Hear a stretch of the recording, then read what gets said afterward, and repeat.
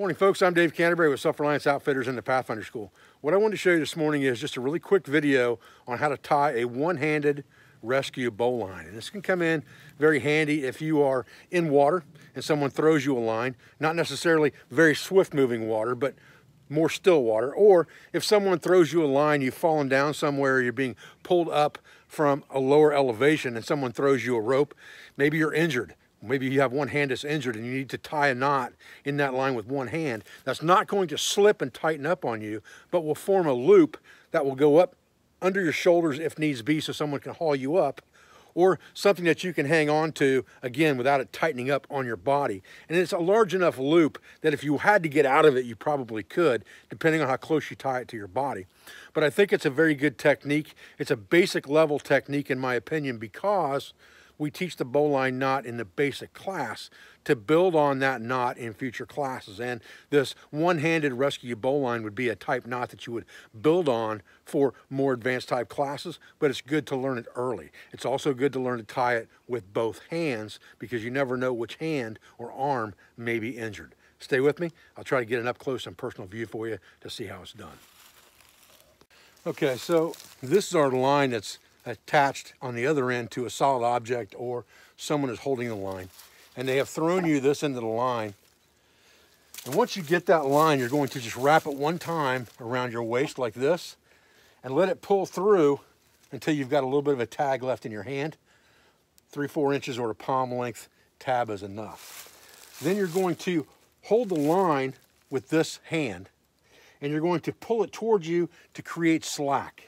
And then you're just going to come over the line, straight over the top of the line, and turn it over your hand to form a loop in the line.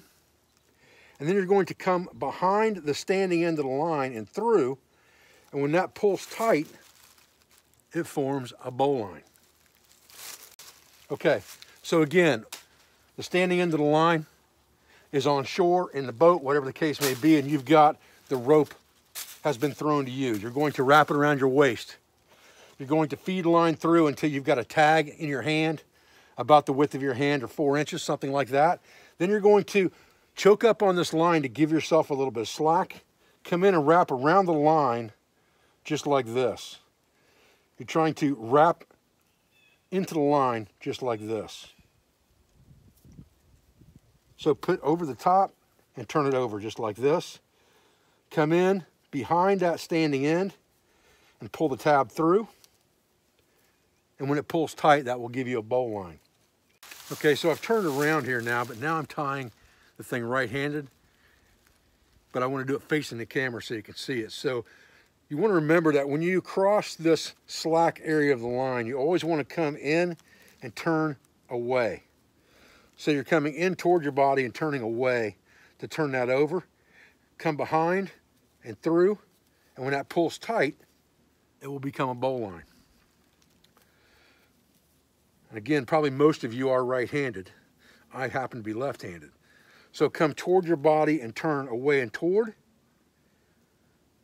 Over the standing line, pull the tail through, and when that tightens up, it becomes a bowline.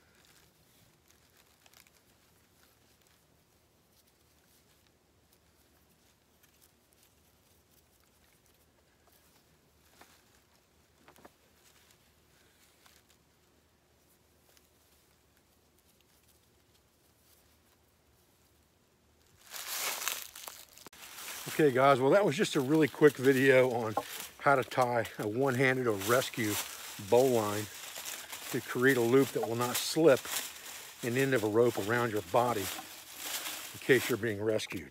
Again, I think this is a very good technique and it needs to be practiced, like I said, with both hands over and over and over again until it becomes muscle memory for you.